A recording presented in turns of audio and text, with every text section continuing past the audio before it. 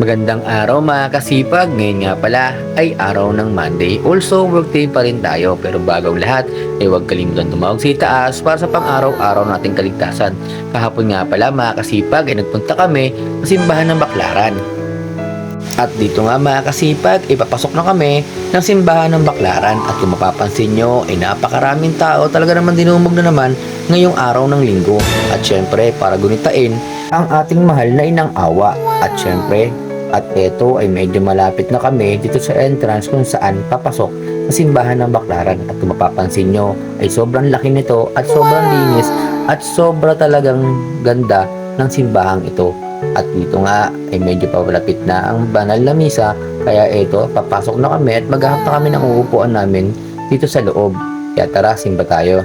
At habang nag-aantay nga kami ng pare ay kami muna ng umpisal at dinalangin ang aming mga kahilingan dito sa inang awa. At syempre kami tintin na nananalangin na sana ibigyan kami ng mas marami pang buhay at iwas sa mga disgrasya.